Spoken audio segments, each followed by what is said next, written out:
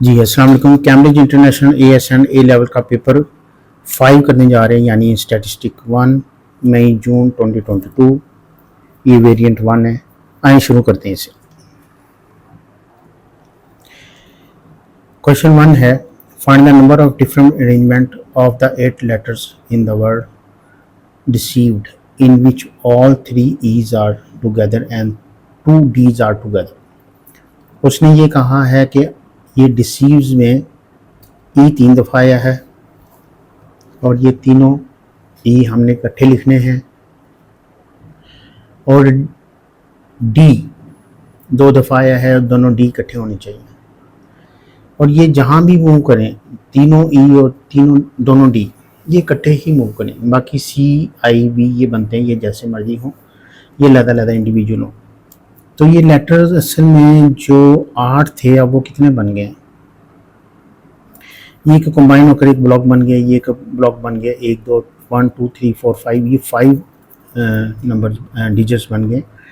अब ये देखें कि हम इनकी अगर डिफरेंट अरेंजमेंट करते हैं, इनको मूव करते हैं आगे पीछे, तो ये कितनी अरेंजमेंट्स बन जाएंगी?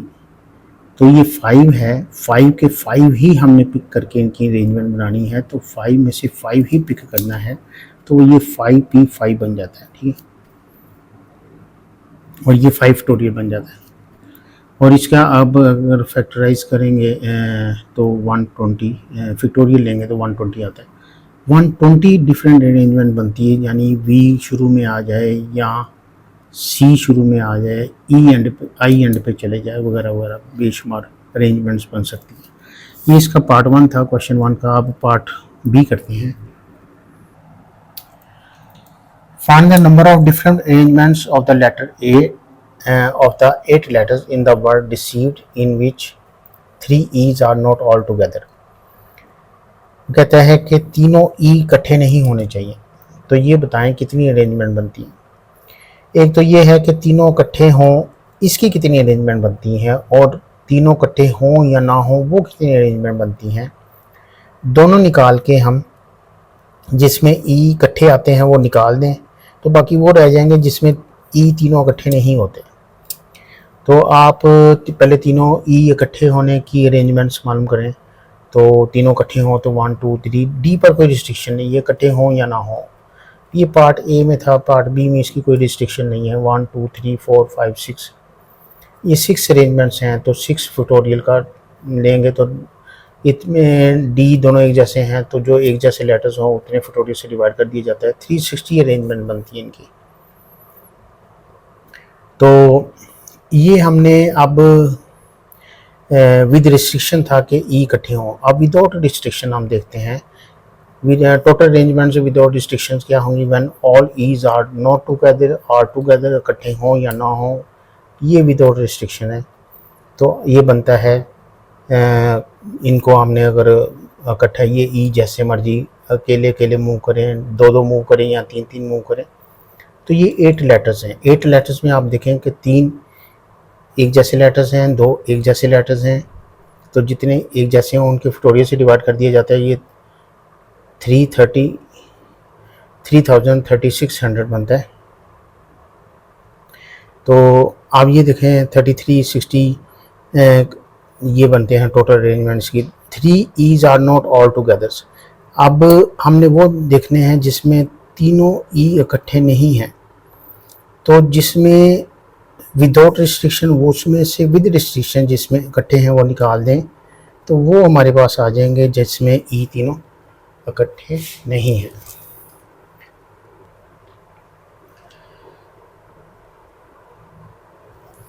क्वेश्चन नंबर 2 है, there are 6 men and 8 women in the block club. The committee of the club consists of 5 of its members. Mr. Land and Mrs. Land are member of the club. एक committee है, वो हमने बनानी है।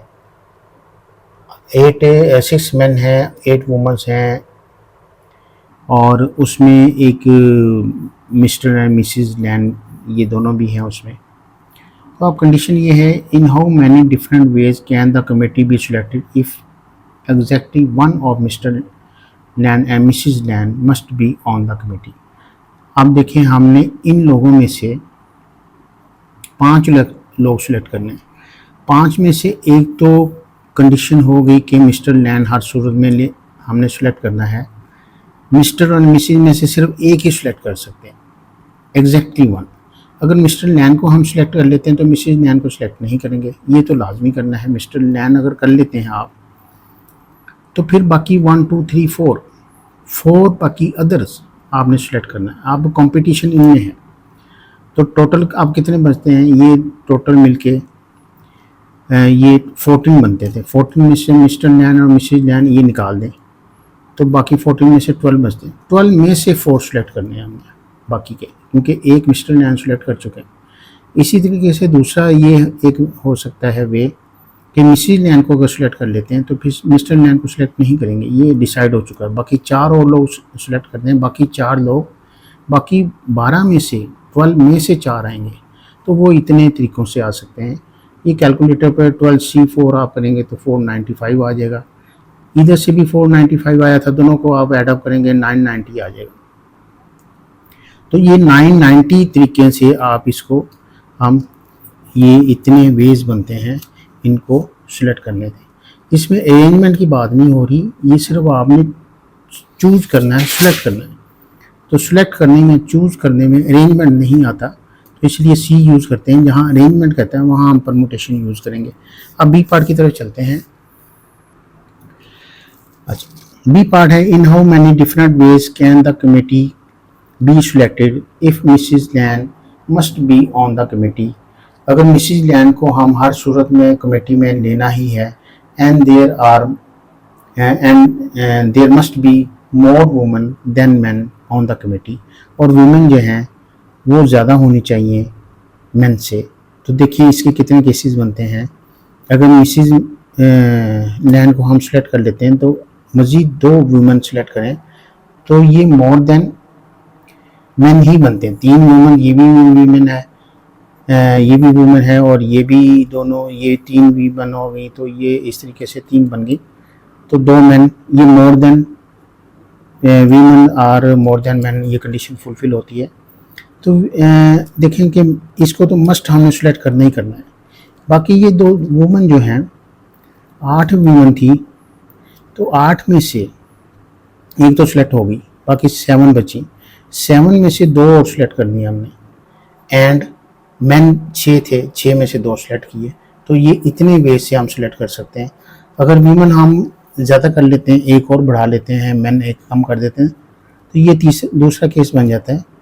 और ये भी फुलफिल करता है इस कंडीशन को कि women is more than man. तो वुमेन कितनी है, 1 2 3 4 वुमेन है। तो एक तो हमने सेलेक्ट कर ली और 3 और सेलेक्ट करनी है, हमें 3 सेलेक्ट करनी है। तो 8 थी, एक तो हमने हर सूरत में लेनी, 8 में से अब 7 रह गई। 7 में से ये 3 सेलेक्ट करनी है।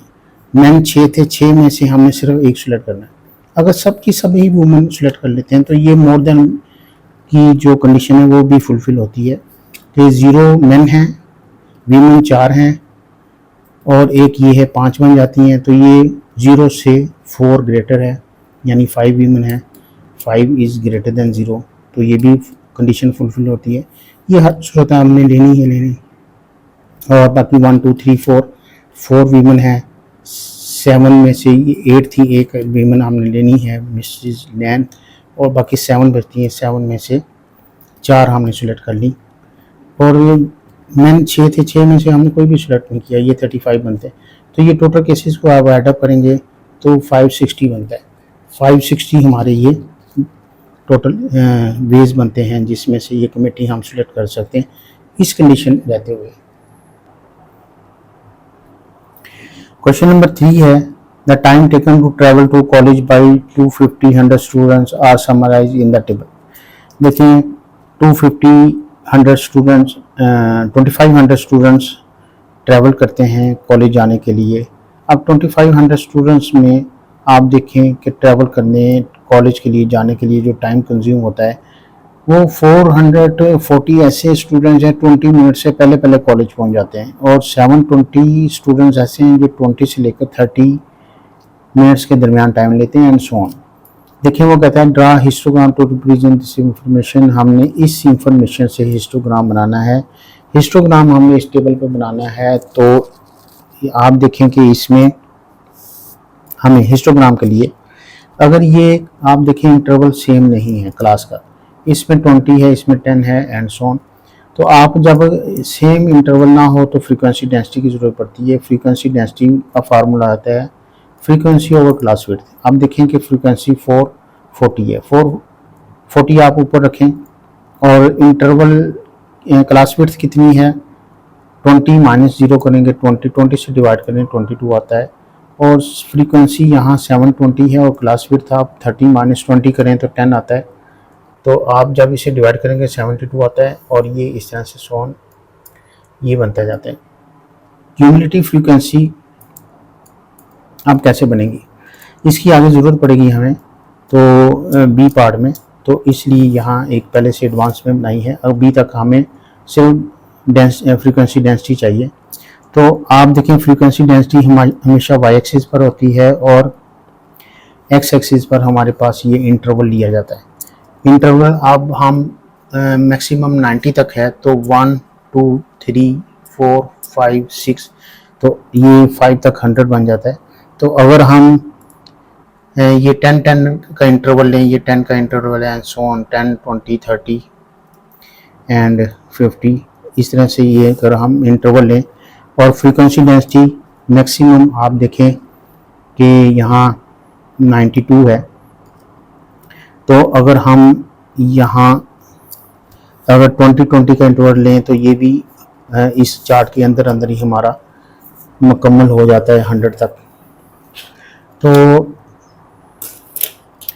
ये देखें 0 से लेकर 20 तक, 0 से लेकर 20 तक आप फ्रीक्वेंसी डेंसिटी कितनी बनती है 22 बनती है। 0 से लेकर 20 तक हमारी 22 यहाँ 20 है तो एक बॉक्स हमारा 2 को रिप्रेजेंट कर रहा है क्योंकि ये 10 बॉक्स हैं। तो इसको हमने अगर 20 कहा है तो एक बॉक्स 22 को रिप्रेजेंट करेगा तो यहाँ फिर ये 22 बन जाएगा। तो ये हमारे पास एक ब्लॉक बन जाता है। और 20 से लेकर 30 तक, 20 से लेकर 30 तक ये बनती है रेंज और ये इसकी फ्रीक्वेंसी डेंसिटी जो बनती है 72 बनती है। ये 72 यहाँ आता है हमारा, ये 60 है, ये 70 होगा और ये हमारा 72 होगा। तो इसी तरीके से हम ये ग्राफ बनाकर उसे शो कर देंगे। ये हमारा एक हिस्टोग्राम का ग्राफ बन गया। अब इसके बी पार्ट की तरफ चलते हैं। From the data estimate the mean value of T is this. इसकी मीन वैल्यू उसने दी हुई, यानी मीन उसका इसने हमें दिया हुआ है। मीन का फार्मूला होता है समेशन एफ एक्स और समेशन एफ, यानी समेशन एफ एक्स और समेशन एफ की वैल्यू उसने हमें ये दे दी हुई और स्टैंडर्ड डेविएशन हमने मालूम करना है। स्टैंडर्ड डेविएशन का फार्मूला होता है समेशन एफ एक्स स्क्वायर और summation F minus summation F x और समेशन एफ होल स्क्वायर। अब इस चीज़ को हम मीन भी कहते हैं, इसको आप एक्स बार भी कह सकते हैं, मीन भी कह सकते हैं। और ये गिवन है, ये उसने 31.44 हमें दे दिया, ठीक है। अब इसकी जगह आप 31.44 आप पुट कर दें तो आप समेशन एफ एक्स स्क्वायर और समेशन एफ कैसे निकालें कि वो कहता है कि एक्स का स्क्वायर हो और फ्रीक्वेंसी से मल्टीप्लाई करें। अब आप पीछे जाएं तो देखें हमारे पास जो फ्रीक्वेंसी है यहाँ 440 है, 440 आपने यहाँ लिखा और x क्या होता है, x मिड वैल्यू होती है। अगर आप इसकी मिड वैल्यू देखें तो 0 प्लस 20 करें तो 20 आता है, 2 से डिवाइड करें तो 10 आता है और 10 का स्क्वायर यहाँ लिख दें। और इसी तरीके से यहाँ 20 प्लस 30 डिवाइडेड बाई 2 करें तो 25 आता है, 25 का स्क्वायर लिख दें यहाँ, यानी ये x आ गया। ये f हमारे पास ये है 720 और x इसकी मिड वैल्यू को x कहते हैं और 25 बनती है। x का हमने स्क्वायर लेना है, 25 का स्क्वायर और फ्रीक्वेंसी से मल्टीप्लाई कर देना है। हमने 25 का स्क्वायर लेना है और फ्रीक्वेंसी से मल्टीप्लाई कर देना है, ये समेशन एफ एक्स स्क्वायर बन जाता है। तो इसी तरीके से आप इसे जब कैलकुलेट करेंगे तो समेशन एफ एक्स स्क्वायर आपके पास ये वैल्यू आ जाएगी जो यहाँ यूज होगी। समेशन एफ फ्रीक्वेंसी का सम, फ्रीक्वेंसी ये सारे फ्रीक्वेंसी का जब आप सम करेंगे तो ये आप यहाँ अगर सम करें इसका इसको सम करेंगे तो ये सम आपका टोटल आता है 2500। ये फ्रीक्वेंसी का सम आपका 2500 है और इसकी मीन वैल्यू आपको वैसे ही गिवन है। ये फार्मूले में लिखें, इसका मीन का स्क्वायर करें, कैलकुलेट करें तो 15.2, ये अप टू 3 सिग्निफिकेंट फिगर हमारे पास ये स्टैंडर्ड डेविएशन आ जाता है। नेक्स्ट चलते हैं, in which class interval does the upper quartile is lie. देखें अपर क्वार्टाइल का फार्मूला होता है Q3। Q3 किसके इक्वल होता है? अपर क्वार्टाइल। Q3 को हम अपर क्वार्टाइल कहते हैं और ये इक्वल होता है 3n/4। अब n क्या है? फ्रीक्वेंसी के सम। देखिए आप इसे n लिख दें या समेशन f लिख दें, एक ही बात है। और ये हमारे पास 2500 है। 2500 को 3 से मल्टीप्लाई करके 4 से डिवाइड करें तो हमारे पास 1875 आता है। तो आप देखें कि 1875 कहाँ आता है? 18, ये क्यूमुलेटिव फ्रीक्वेंसी करके हमें चेक करना पड़ेगा। ये क्यूमुलेटिव फ्रीक्वेंसी हमने की हुई है, 1875 हमारे पास यहाँ आता है। और इसे देखेंगे 30 और 40 के दरमियान इस क्लास में ये हमारा इंटरवल लाई करता है। तो आगे चलें तो यानी कि ये 30 और 40 की क्लास के अंदर ये हमारा इंटरवल यानी अपर क्वार्टाइल ये लाई करता है।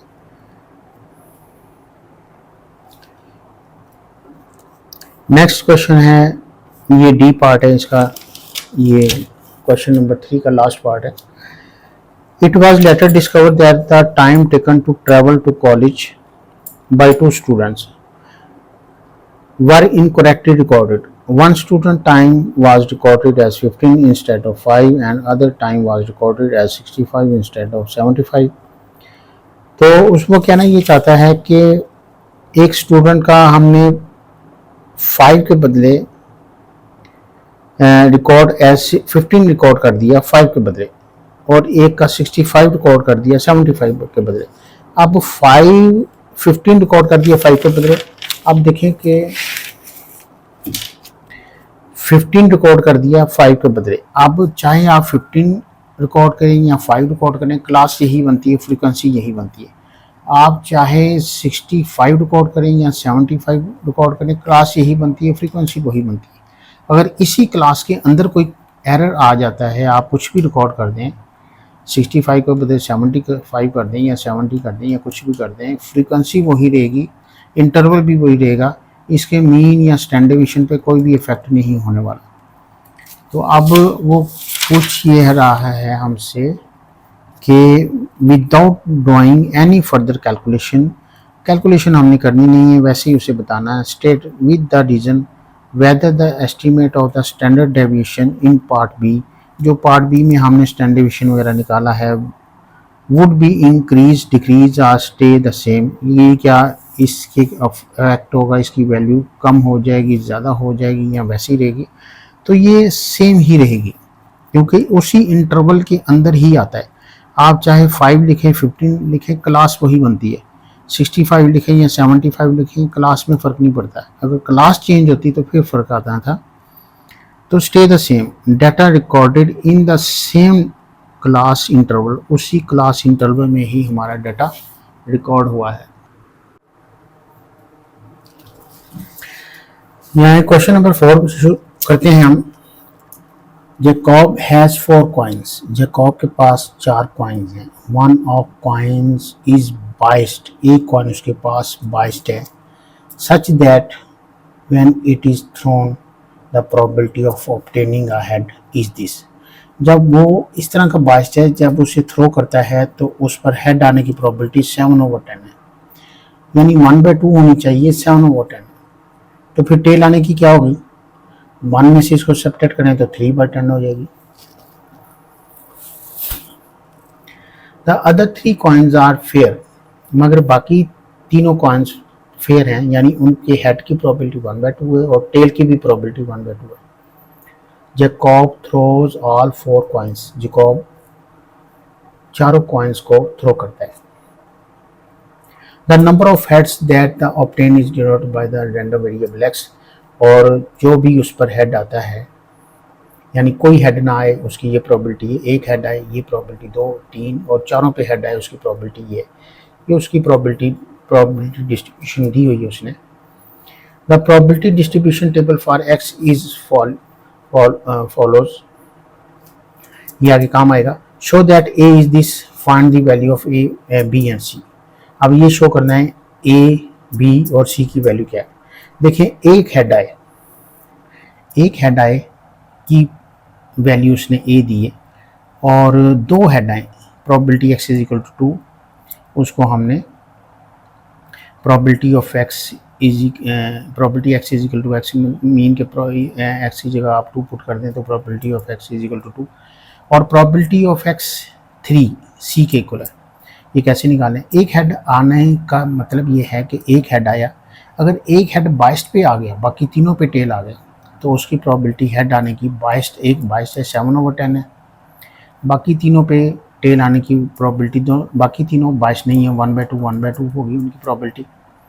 अगर यहाँ फिर ये हो सकता है कि एक हेड आने के कई केसेस हैं कि बाइस्ड पर हेड ना आए, बाकी जो फेयर हैं उनमें किसी पे हेड आ जाए और बाकी सब पे टेल आ जाए, और उन जो फेयर कॉइन्स हैं उन पे किसी पहले वाले पे नहीं दूसरे वाले पे हेड आ जाए और फेयर कॉइन में से पहले दो पे नहीं तीसरे वाले पे हेड आ जाए। ये सारे केसेस ऐसे हैं जिनमें सिर्फ एक हेड आने की चांसेस है। अब ये देखें कि ये केसेस सारे एक जैसे ही हैं क्योंकि ये फेयर कॉइन्स हैं, इन पर प्रोबेबिलिटी आने की 1/2 ही है, इसकी भी 1/2 ही है, और टेल आने की प्रोबेबिलिटी 3/10 है। तो इसको मैं लहदा सॉल्व करने के बदले अगर 3 से मल्टीप्लाई कर दें तो एक ही बात है। तो प्रोबेबिलिटी ऑफ हेड जो बाइस्ड है उस पे 7/10 है और टेल की प्रोबेबिलिटी 1/2 है, 3 टाइम्स 3/10 और जो बाइस्ड है उसकी 1/2 है और जो बाइस्ड है वो 3/10 है और जो हेड है 1/2 है और टेल की भी 1/2 है, और इस सब को सॉल्व करें तो 1/5 बनती है और ये ए की वैल्यू आ जाती है हमारे पास 1/5। इसी तरीके से हम दो हेड आने की प्रोबेबिलिटी अगर निकालें तो वो बी की वैल्यू होगी, अगर 22 पे भी हेड आ जाता है उनमें से किसी और पे भी हेड आ जाता है, ठीक है, और 22 पे हेड आ जाता है बाकी में से किसी एक बार हेड आ जाता है, तो ये इस तरह से 3 केसेस बनेंगे। और अगर 22 पे टेल आता है बाकी दो में से किसी पर हेड आ जाता है, एक पे टेल, फिर सेकंड वाले पे टेल बाकी पे हेड, और फिर फर्स्ट वाले पे टेल और बाकी पे हेड एंड सो ऑन। ये भी 3 केसेस बनेंगे। इसकी जब वैल्यूज पुट करें तो बी की वैल्यू बन जाती है और तीनों पे हेड आने के चांसेस आप देखें कि 22 पे हेड है बाकियों पे हेड है, ये तीनों हेड बनते हैं एंड सो ऑन। ये टेल अगर शुरू में आ जाए तो यहाँ आ जाए तो ये भी हमारे पास ये भी हेड बनेगा, ये भी हेड बनेगा, तो ये भी है तीनों पे हेड है और ये भी तीनों पे हेड है। ये केसेस भी 3 बनते हैं, ये केसेस भी 3 बनते हैं। तो ये 3 टाइम्स अगर आप इसे मल्टीप्लाई कर दें वैल्यूज पुट करने के बाद तो ये सी की वैल्यू हमारे पास आ जाएगी 3/10। ये सी की वैल्यू 3/10 है और बी की वैल्यू 3/8 है। तो ये हमारे पास ए पार्ट हो जाता है। बी एक्सपेक्टेशन ऑफ एक्स का फार्मूला होता है summation x P of x, यानी एक्स और पी ऑफ एक्स को मल्टीप्लाई कर दें, यानी एक्स और पी ऑफ एक्स ये एक्स ये है, इन सबको अगर हम मल्टीप्लाई कर दें वैल्यूज़ तो हम मालूम कर चुके हैं और सिंपली सॉल्व करें तो 11/5 आता है। आइए क्वेश्चन नंबर इसके सी पार्ट की तरफ चलते हैं।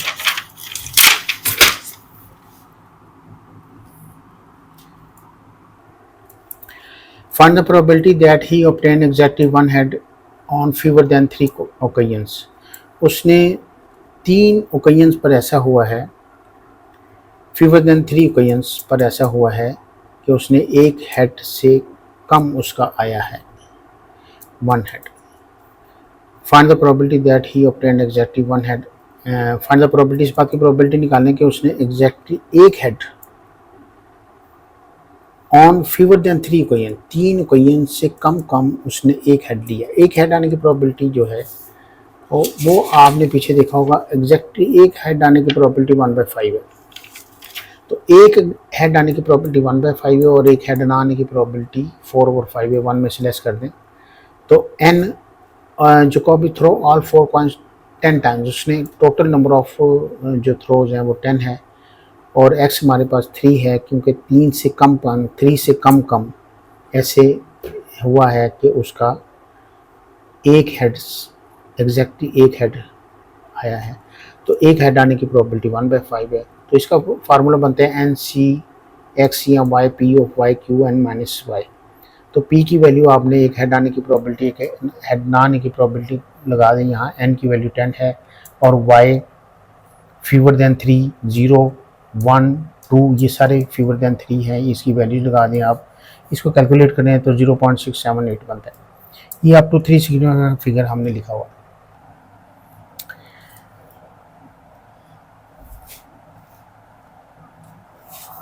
ये डी पार्ट है।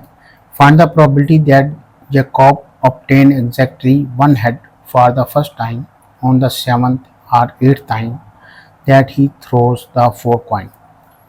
उसने 4 कॉइन को थ्रो किया है और बार बार उसको थ्रो कर रहा है। मतलब 7th और या 8th टाइम ऐसा हुआ, या 7th टाइम या 8th टाइम कि पहली दफ़ा उसका एक हेड आया।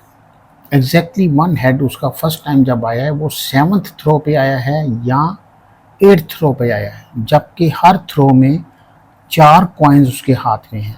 4 कॉइन्स वो थ्रो करता है तो वो एक दफ़ा थ्रो करता है, फिर चारों कॉइन को दूसरी दफ़ा थ्रो करता है एंड सो ऑन। वो उसमें कोई लिमिट नहीं है। जब लिमिट नहीं होता ही तो ये डिस्ट्रीब्यूशन हमारी ज्योमेट्रिक डिस्ट्रीब्यूशन बन जाती है, अप्रॉक्सीमेटली। और हमने प्रोबेबिलिटी इस बात की निकालनी है कि 7th या 8th टाइम उसके साथ ऐसा हुआ है कि first time exactly one head उसका आया। तो अब देखें कि 7th या 8th टाइम, तो इसके फार्मूला जो होता है probability of x is equal to x, ये हमारा होता है अगर ज्योमेट्रिक डिस्ट्रीब्यूशन है q p x माइनस 1। तो ये ज्योमेट्रिक डिस्ट्रीब्यूशन का फार्मूला होता है। अब 7 का मतलब ये है कि यहाँ 7 लगा देंगे, -1 क्यू पी आ जाएगा। क्यू अब वन हेड ना आने की प्रोबेबिलिटी यहाँ पीछे टेबल में दी हुई है। अगर वन हेड आने की प्रोबेबिलिटी 1/4 है तो 1/5 है, तो वन हेड ना आने की प्रोबेबिलिटी 1 में से 1/5 को लेस कर दें तो ये 4/5 बन जाती है। तो ये 4/5 और इसमें 7 - 1 करेंगे 6 आ जाएगा और p की वैल्यू 1/5। इसी तरीके से अब यहाँ का मतलब ये होता है, और का मतलब होता है कि आप इसमें ऐड कर दें तो क्यूब y - 1 7 - 1 और 1/5 इसको कैलकुलेट करें तो ये हमारे पास 3 सिग्निफिकेंट फिगर तक ये वैल्यू हमारे पास आ जाती है। ये ज्योमेट्रिक डिस्ट्रीब्यूशन यूज़ किया हमने और ऊपर ये इसको मैंने कटिंग करके मज़ीद बेहतर करके साफ करके लिख दिया, आप इसको फॉलो कर सकते हैं।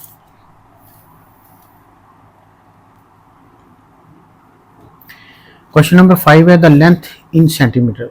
सेंटीमीटर में लेंथ ली की है ऑफ द लीव्स की of a particular types.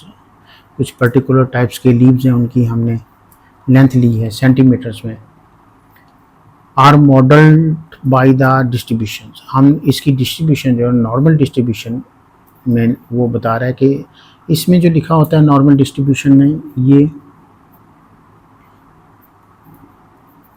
Mean होता है और ये वेरिएंस होता है। ये पहली वाली वैल्यू हमारी मीन की होगी और ये वेरिएंस की होगी और इसके अंदर जो लिखा होगा स्टैंडर्ड डिवीजन होगा।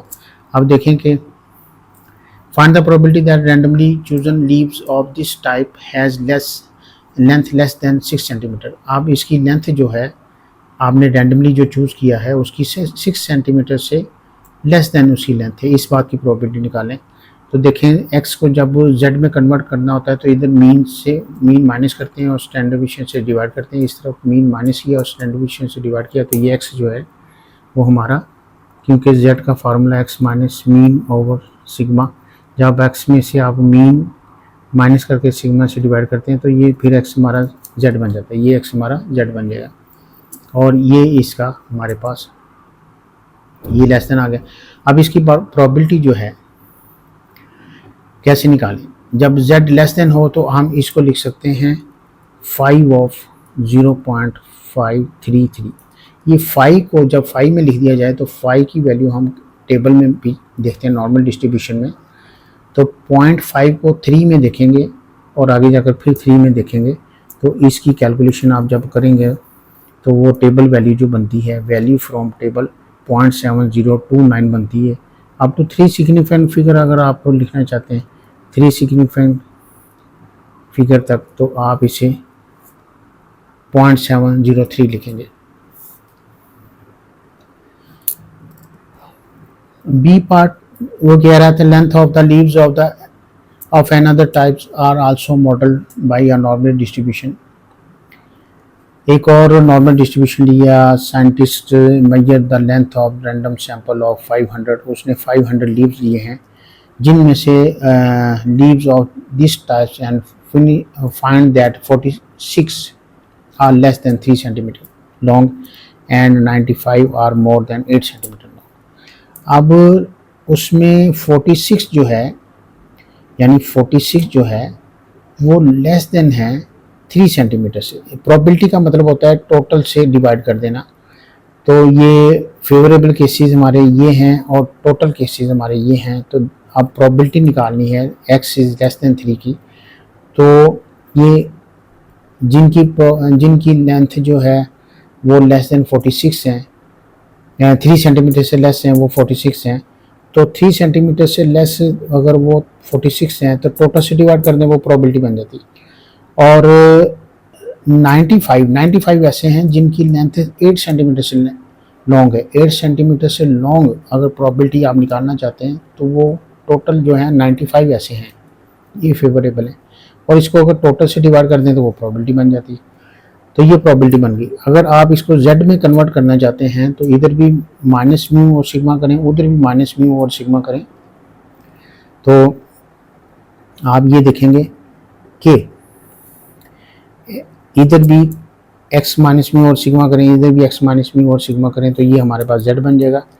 और z हमारी ये वैल्यू प्रोबेबिलिटी जो है वो लेस देन है इसके, मगर उस तरफ जो हमारी वैल्यू आ रही है 0.92 है, ये लेस देन 0.5 है। ये लेस देन अगर 0.5 हो तो ये लेस देन 0.5 हो तो हमारी टेबल में जो गिवन टेबल है वो शुरू हुई 0.5 से होता है, तो इसलिए 1 हम माइनस कर देते हैं। जब 1 माइनस करेंगे इसमें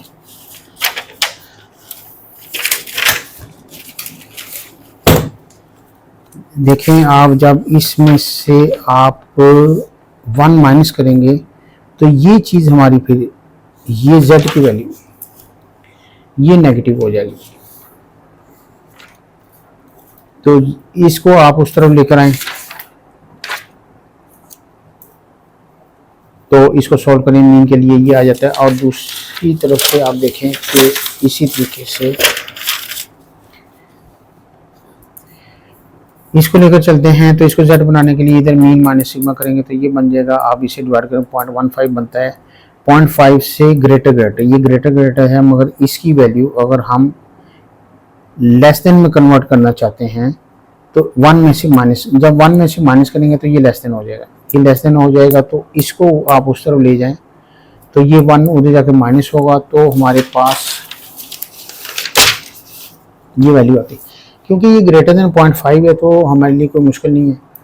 तो आप इस p को, ये p को आप इस तरह, इस पूरे को आप 5 of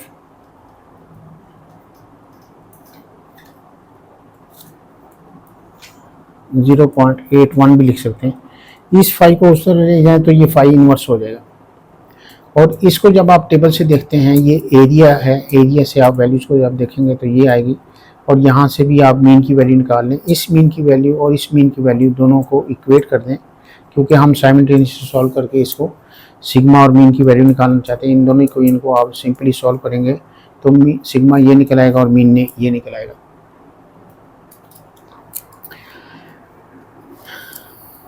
In a random sample of 2000 leaves of this second type, how many would the scientist expect to find with the length of more than one standard deviation from the mean। देखिए mean जो है वो mean हमारा mu होता है, इससे one standard deviation differ करता है, यानी वन स्टैंडर्ड डेविएशन आप माइनस करें, वन स्टैंडर्ड डेविएशन प्लस करें, यानी मीन से प्लस माइनस स्टैंडर्ड डेविएशन, ये more than one standard deviation from mean है। और वो कहता है इसकी लेंथ, इसकी इस बात की क्या प्रोबेबिलिटी है कि वो इससे कम है या ज़्यादा है। तो यहाँ का मतलब प्लस होता है या और, उर्दू में यहाँ कह लें, इसका मतलब या और प्लस करना पड़ता है हमें। या उर्दू में आप सेट थ्योरी में देखें तो यूनियन यूज होगा यहाँ। ये सारे एक ही बात को रिप्रेजेंट करते हैं। तो probability of x less than, ये मीन जो है हमारा यहाँ से ग्रेटर है और इससे लेस है, यानी ये प्रोबेबिलिटी एक्स की हमारी जो है वो एक्स लेस देन, ये लेस देन है, ये सारी वैल्यू मीन से लेस देन है और ये सारी वैल्यू हमारी इससे ग्रेटर देन है। तो ये वन से ज़्यादा, ये हमारी जितनी भी वैल्यूज़ हैं more than one standard deviation, अगर आप देखें more than one standard deviation, इससे इस तरफ जाएंगे आप, ये सारी एक्स की वैल्यू है, ये एक्स की वैल्यू हमारी लेस देन, इससे लेस देन है। और ये क्योंकि वन स्टैंडर्ड डेविएशन को से आगे आगे, ये वन स्टैंडर्ड डेविएशन यहाँ तक है, इससे आगे आगे, इससे पीछे पीछे और इससे आगे आगे, तो ये प्रोबेबिलिटी। तो इसी तरीके से इसको जेड में अगर आप कन्वर्ट करना चाहते हैं तो x minus mu over sigma करेंगे, इसको भी x minus mu over sigma करेंगे। तो जब इसमें इसको जेड बनाना है, यहाँ माइनस म्यू करना पड़ेगा, इधर भी माइनस म्यू करेंगे, स्टैंडर्ड डेविएशन से डिवाइड करेंगे, स्टैंडर्ड डेविएशन से डिवाइड करेंगे एंड सो ऑन। इधर भी माइनस म्यू करेंगे और स्टैंडर्ड डेविएशन से डिवाइड, ये जेड बन जाएगा। इधर माइनस म्यू करेंगे और स्टैंडर्ड डेविएशन से डिवाइड करेंगे, ये मीन से कैंसिल हो जाएगा, ये मीन से कैंसिल हो जाएगा। माइनस सिग्मा और सिग्मा माइनस वन आ जाएगा, सिग्मा और सिग्मा प्लस वन हो जाएगा। इसको अगर लेस देन है फ्लिप करेंगे तो ये पॉजिटिव हो जाएगा। तो ये दोनों पॉजिटिव है तो ये सेम है, तो टू टाइम्स लिख सकते हैं हम इसे। अगर आप इसे लेस देन बनाना चाहते हैं तो वन में से लेस कर दें तो लेस देन हो जाएगा। अगर ये लेस देन हो गया तो इसको हम टेबल से इसकी वैल्यू देख सकते हैं। टेबल से वैल्यू देखी, वन में से माइनस किया और टू से मल्टीप्लाई कर दिया, तो ये हमारी वैल्यू आ गई। अब बात हो रही है कि वो कह रहा था एक्सपेक्टेशन इसकी निकालनी। एक्सपेक्टेशन निकालने के लिए एन से प्रोबेबिलिटी को एन से मल्टीप्लाई करना पड़ता है, ये एक्सपेक्टेशन निकल आती है हमारी। तो अगर हम इसे प्रोबेबिलिटी को एन से मल्टीप्लाई करेंगे तो ये हमारी एक्सपेक्टेशन आ जाएगी।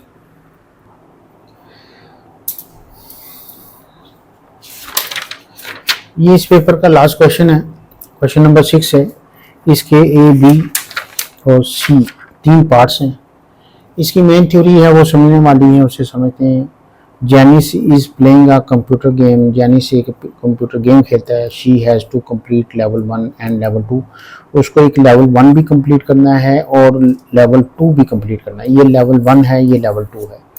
टू फिनिश द गेम, और इसको ख़त्म करने के लिए, इस गेम को ख़त्म करने के लिए उसको लेवल 1 के बाद लेवल 2 पे जाना है और लेवल 2 को कंप्लीट करेगा तो ये गेम फिनिश हो जाएगी। She is allow eight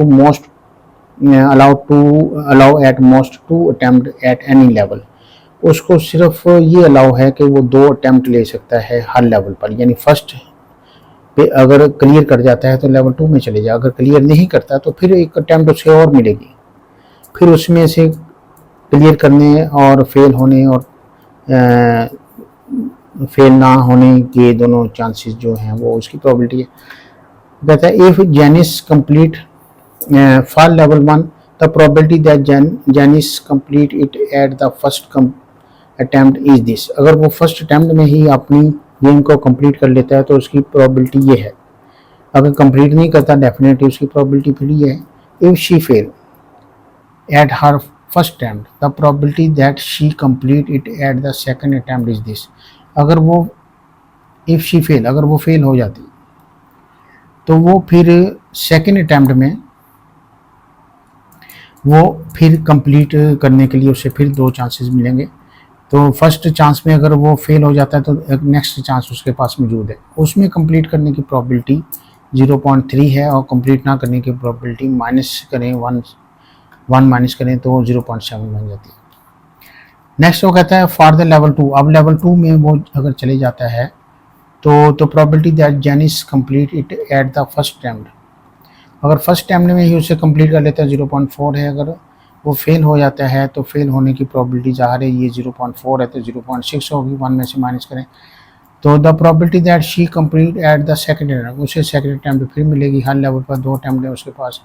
eight the second attempt is this, और सेकंड अटेम्प्ट पे उसे कंप्लीट करना चाहते हैं 0.2 उसकी ये प्रोबेबिलिटी है कंप्लीट करने की।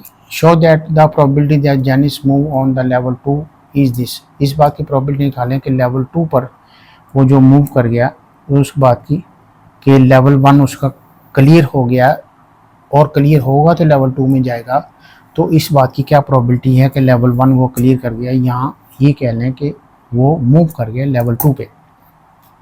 तो इस बात की प्रोबेबिलिटी देखें यहाँ, तो यहाँ वो 0.4 पहले ही टाइम में वो क्लियर कर जाए तो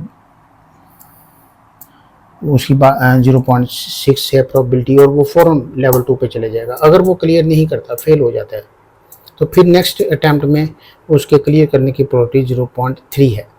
वो तब है जब वो फर्स्ट अटैम्प्ट में वो फेल हो, फेल होने की प्रोबेबिलिटी ये है, देन वो क्लियर हो। यहाँ तो फर्स्ट अटैम्प्ट में क्लियर हो जाए, यहाँ फिर उसे सेकंड चांस मिलता है। फर्स्ट में वो फेल हुआ चांस में, देन वो नेक्स्ट चांस में वो क्लियर हुआ। तो ये दोनों पॉसिबिलिटीज़ हैं। जब पॉसिबिलिटीज़ होती हैं तो फिर प्लस करके उनकी प्रोबेबिलिटी को हम लिखते हैं तो 0.72 है। नेक्स्ट वो ये कह रहा है find the probability that Janice finish the game, इस बात की प्रोबेबिलिटी निकालने के उसने गेम को फिनिश किया, वो किसी भी तरीके से वो फर्स्ट लेवल और सेकंड लेवल दोनों ही क्लियर कर गया। तो देखें फर्स्ट लेवल यहाँ तो वो अटैम्प्ट कर ले, क्लियर हो जाए 0. पहला लेवल पे भी वो फ़ौरन सेकंड लेवल पे मूव कर जाए तो सेकंड लेवल भी क्लियर कर जाए। अगर वो फर्स्ट लेवल पे फेल हो जाता है तो सेकंड चांस में वो क्लियर कर जाए और सेकंड लेवल पे जाकर फिर क्लियर कर जाए, ये भी एक चांस बनता है।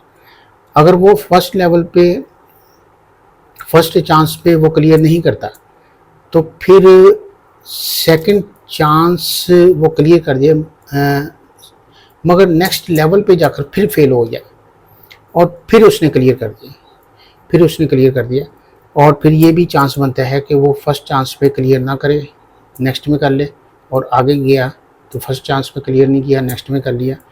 तो ये 1 2 3 4 केसेस बनते हैं। इस केस को मैं दोबारा रिपीट कर देता हूँ कि फर्स्ट लेवल उसने क्लियर किया, नेक्स्ट किया, मगर यहाँ क्लियर नहीं किया, यहाँ सेकंड चांस में उसने क्लियर किया। तो ये सारे केसेस 4 केसेस बनते हैं इसके, एक ये, फिर ये और फिर ये और फिर यहाँ फेल हो गया और फिर यहाँ कामयाब हुआ। तो इस तरह से 4 केसेस इनकी सिंपल आपने प्रोबेबिलिटी पुट करनी है क्लियर करने की फर्स्ट लेवल में और क्लियर करना सेकंड लेवल में। ये आप इसके प्रोबेबिलिटी अगर पुट करते चले जाएं तो हम इसे सॉल्व करें तो 0.3743 सिग्निफिकेंट फिगर तक इसकी ये वैल्यू आती है। इसमें अगर आप लेवल पुट करना चाहें, ये लेवल 1 है, ये भी लेवल 1 है, ये लेवल चांस 1 था, इसका चांस 1 है, लेवल 1 है, चांस 1 लेवल 1, चांस 2 है लेवल 1 ही है, चांस 2 है लेवल 1 है, यहाँ चांस 1 है लेवल 2 है, चांस 1 ही है मगर लेवल 2 है। इसी तरीके से चांस इसका सेकंड है लेवल 2 है, चांस सेकंड है लेवल 2 है। तो ये आप इसकी इस तरह से भी वैल्यूज अगर लगाना चाहते हैं यहाँ लगा लें, मगर पहले वाली ज़्यादा सिंपल है। चलते हैं इसके सी पार्ट की तरफ। Find the probability that Janice fail exactly 1 attempt, उसने find the probability that Janice fail exactly 1 attempt, यानी ये वो एक दफ़ा ज़रूर फेल होती है। अब कंडीशनल प्रोबेबिलिटी है कि given that she finish the game, उसने गेम को फिनिश किया। अब वो एक दफ़ा ज़रूर फेल हुई, एग्जैक्टली एक दफ़ा, ना 2 दफ़ा ना 0 टाइम वो फेल हुई, वो एक एग्जैक्टली एक दफ़ा ज़रूर फेल हुई है। तो कंडीशनल प्रोबेबिलिटी क्या होता है कि probability of A given that B, probability of intersection B और प्रोबेबिलिटी बी।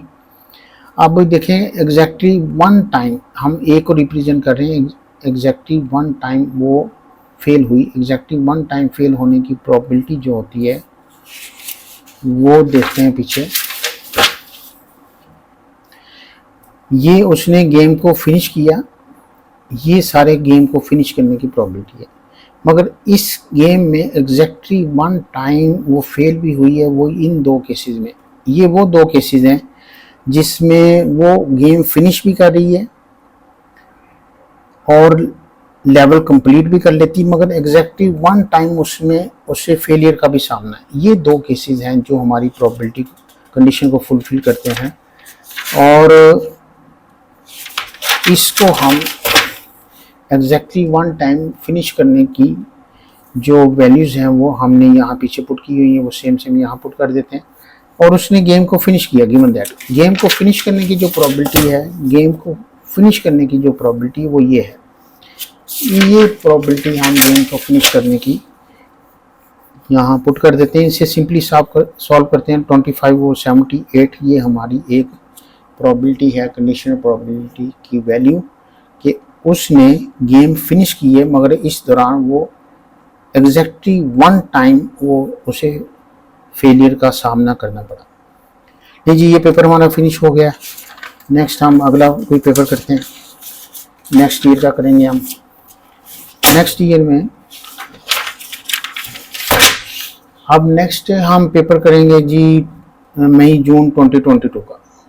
तब तक के लिए इजाज़त दें। अल्लाह हाफिज़।